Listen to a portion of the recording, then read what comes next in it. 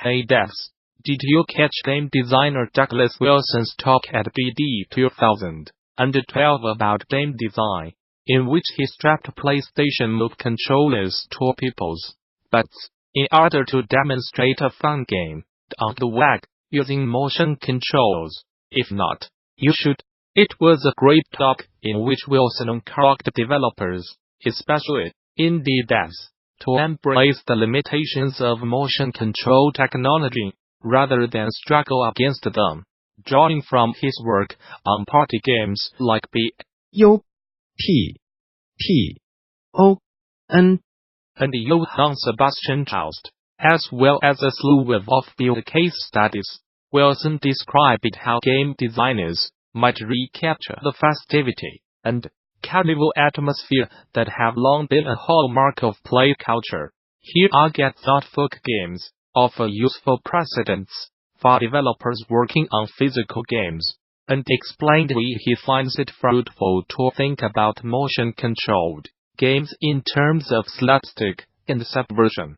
Now you can watch or rewatch the whole thing for free via the official GD YouTube channel. In addition to this presentation, THEGDC Vault and its accompanying YouTube channel offers numerous other free videos, audio recordings, and slides from many of the recent game developers conference events, and the service offers even more members-only content for DD Vault subscribers. Those who purchased all access passes to recent events, like DD Vault, already have full access to DD Vault, and interested parties can apply for the individual subscription via the DD Vault subscription page. Group subscriptions are also available. Game-related schools and development studios who sign up for DD Vault Studio subscriptions can receive access for their entire office accompanied by contacting staff via the THEGDC Vault Group subscription page. Finally, current subscribers with access issues can contact DD Vault technical support. Video transcript. Patreon Vault topic results. www.patreon.com/. One question I get on a fairly regular basis during my game development career is, what is a metagame? There are actually two kinda similar, but pretty distinct things we refer to as metagame, and in this edition of Violence, a series about video games and video game design, I am going to talk about both and explain what they are. Metagame is a term that can be broadly defined as a game beyond the game. However, depending on the context, it can mean one of two things. First, let's talk about the mechanical metagame. Every game has a set of systems, mechanics, entities and loops that can be defined as the core gameplay. For example, Hearthstone's core gameplay is the battle between you and the opponent with a chosen class or deck. In Assassin's Creed Brotherhood, the main gameplay is going around the open world, taking and completing missions where you engage with the core mechanics of stealth, navigation and combat. There are different kinds of missions, from assassination to chase ones, from main ones to side ones, but they all utilize the core gameplay one way or another. Metagame systems, however, do not. They are looping systems that wrap themselves around the core gameplay. They can affect it, but they do not take part in it. Let's take Hearthstone's daily quest system. For example, each day you receive a quest. The quest gives you gold. You can use that gold to make a purchase. You will lift a card pack. That card pack then gives you cards that you can use to build your decks. That will help you complete more quests. That's Hearthstone's mechanical metagame. While the quests provide goals to build and during the matches, and the rewards of the metagame loop are helpful for the core gameplay, the systems do not actually utilize the in-game matches directly in any way, and you can do that loop, well, indefinitely. Now, stuff like Lineage and Tavern Brawl are essentially on the same level as the ranked casual matches. They are alternative modes of the card gameplay, but not part of a metagame system. In Assassin's Creed Brotherhood, we have the Brotherhood metagame loop. You can find assassin recruits in the world, and recruit them to call upon when needed.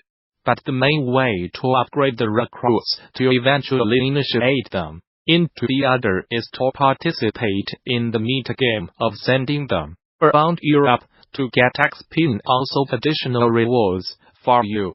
The economy system where buying things in the city will make you money over time is also essentially a metagame. Basically, most mechanical metagames evolve around some sort of progression, a economy that wrap around the card gameplay without directly utilizing it. These systems are usually created with the purpose of providing additional mid and long-term goals to the players, to keep them engaged with the card gameplay far longer. Now, let's talk about the emergent metagame. This type of metagame is specific mostly to competitive games, and is about strategies that players utilize and knowledge of those strategies to define your actions. As an example, if in Hearthstone, at the moment of writing this, you go against a mage, chances are you are going to face one of the specific archetypes players use currently.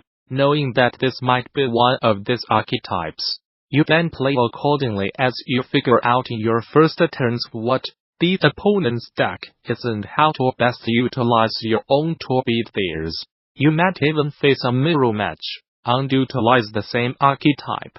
So, knowing the current meta means to keep playing over and over until you start seeing repeating patterns. Well, with the current age of internet, go to a site that tracks that sort of stuff, depending on the game. The thing is, though, emergent metagame lives and changes over time. A couple years ago, it was hard to find a warrior that was not a pirate one.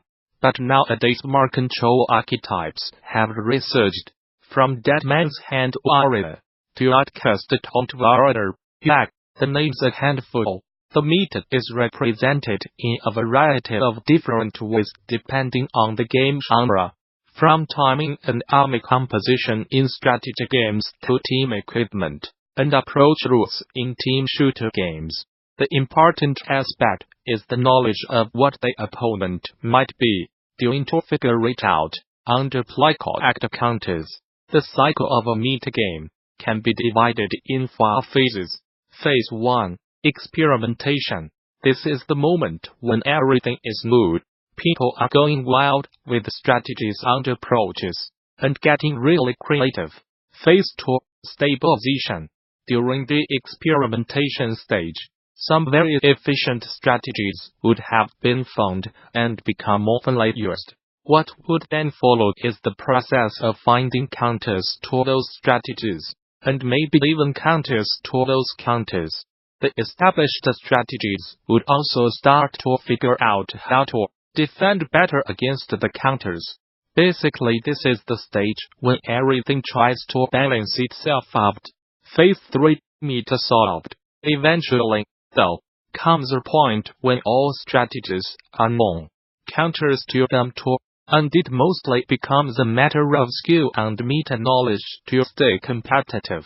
It's inadvisable, though, for a game to stay in this phase for long, since it can become quite stale for a big number of people, which is why the next step is very important. Phase 4. The shake-up. The reset of the meta, basically, can be manifested in the following forms. The shake-up sends the meta back to the start of the cycle, the experimentation stage. Though the length of the data and stabilization depends on how powerful the shake-up was.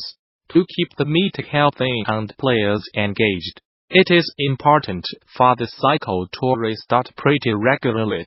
I have noticed that a lot of games took to their liking to do it. Medium-sized shake-up approximately every 3 months and a huge shake-up every year or so, though of course it depends on the game and its community. So, to recap, a metagame is a game beyond the Gamasutra wrapping itself around the card gameplay experience. It can take form of systems created by developers, or strategies used by players, and the latter one needs regular shakeups to prevent the meta from becoming stale, which can lead to a loss of interest in the game among a hefty part of the player base. Thank you all for watching. I hope you found this video useful. If you have any comments,